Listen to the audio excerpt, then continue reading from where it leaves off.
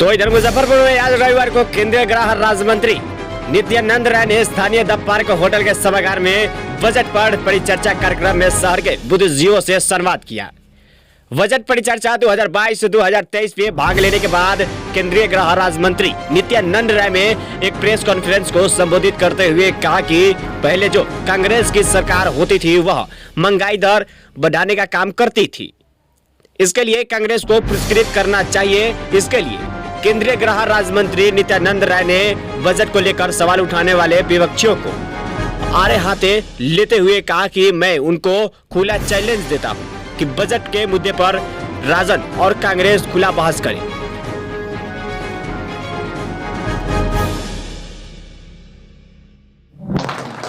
साथ ही मंच पर उपस्थित बिहार सरकार के हमारे मंत्री जो हमारे स्वागत है, पूर्व विधायक केदार जी का भी स्वागत है और साथ में इस सभागार में उपस्थित मुजफ्फरपुर शहर के तमाम नेता के मंच के द्वारा निर्देश दिया गया है कि हम लोग तो हमेशा आप लोगों के बीच में आते ही रहते हैं और अपना मंतव्य देते हैं।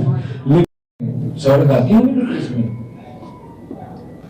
स्वर में हम क्या गाते हैं?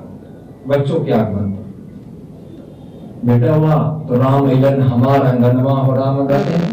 हाँ सुनिए आप कि नहीं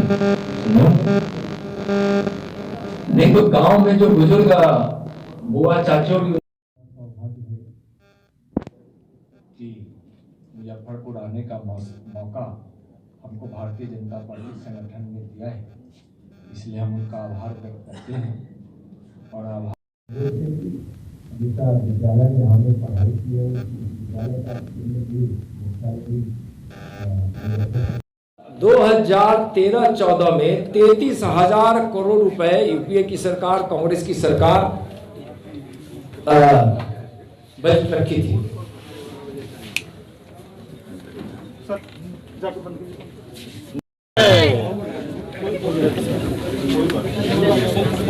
सभी आदरणीय प्रिंट और इलेक्ट्रॉनिक मीडिया के भाइयों बहनों,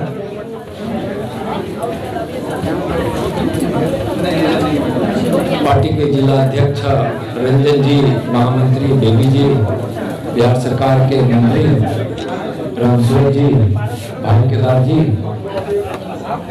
के लोग,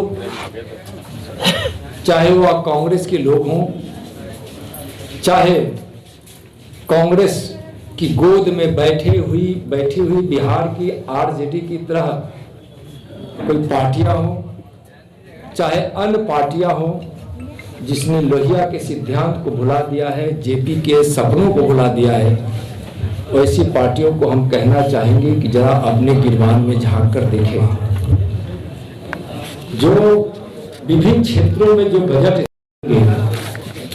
तो 2021-22 में एक बजट 34.83 लाख करोड़ के रुपए का आया था। लेकिन अगर इस देश को जरूरत पड़ी तो बजट अनुमानित होता है, लेकिन अगर देश की आवश्यकता होती है तो हम पूरक बजट के माध्यम से भी देश की आवश्यकता को पूरा करते हैं।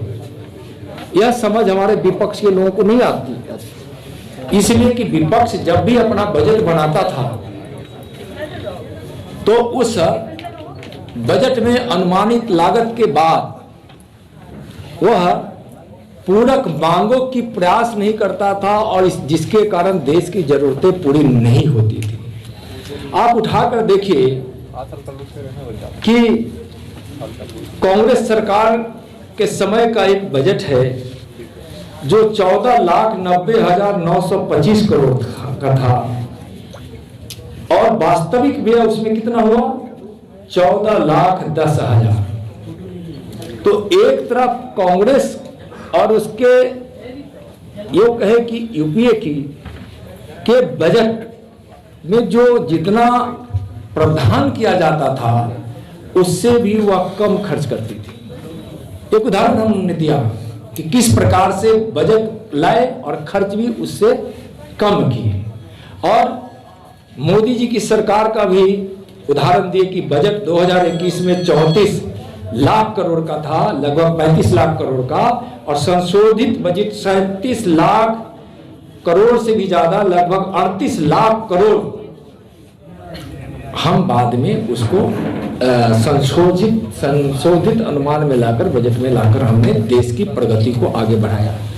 हम आकार आप लोगों को बताना चाहेंगे कि 2013-14 में यह 2039.13 बिलियन अमेरिकी डॉलर था। 2019 में देखिए, जब मोदी जी की सरकार 14 में बनी, तो यह इसका आकार 2870.5 बिलियन अमेरिकी डॉलर हो गया। हम बजट के आकार को भी नरेंद्र मोदी जी की सरकार कैसे बढ़ा रही है।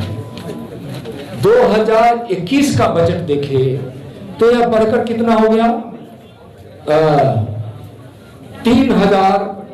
3250.08 बिलियन अमेरिकी डॉलर, यानी कि लगभग 1200 बिलियन अमेरिकी डॉलर की हम बढ़ोतरी एक साल में की।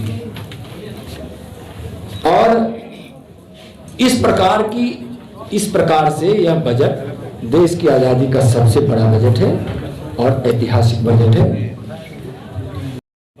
देश की राष्ट्रीय पूंजी को तो बढ़ाता ही है, लेकिन यह रोजगार भी देता है। उत्पादन बढ़ाने के लिए लोगों की इच्छा शक्ति को मजबूत और उत्साह को भी बढ़ाता है। निर्यात 2013-14 में 2.85 लाख करोड़ रुपए का हुआ, 2.85 लाख करोड़ का निर्यात। यही 2022-23 में 4.7 करोड़ रुपए के साथ इसका लक्ष्य की ओर हम बढ़ने का हम संकल्प अपना है। और बीच में जो निर्यात आप देखे होंगे कि कोरोना काल में ही भारत का निर्यात बढ़ा है। एक बहुत बड़ी चीज है, शायद कांग्रेस और आरजेडी के लोग न समझेंगे, कम्युनिस्ट के लोग नहीं समझेंगे। विदेशी मुद्रा के भंडार का आकार देखिए। 2013-14 में 275 अरब अमेरिकी डॉलर भारत का विदेशी मुद्रा भंडार था। अब वह 2021-22 में 630 अरब अमेरिकी डॉलर का अपना विदेशी मुद्रा भंडार हो गया। देखिए कितना बड़ा, 2 गुना से भी ज्यादा। तो जब देश में विदेशी मुद्रा का भंडार जब हमारे पास इतनी मात्रा में है, यानी कि देश की आर्थिक व्यवस्था मजबूत हुई है। ग्रामीण विकास का बजट बिहार गांव में बसता है 30,000 करोड़ रुपए।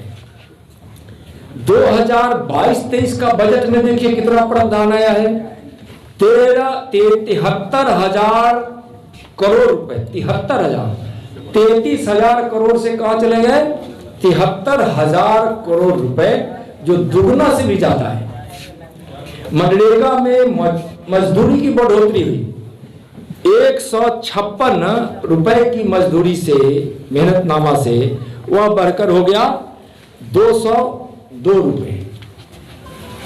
कितनी बढ़ोतरी। दूसरा क्या है कि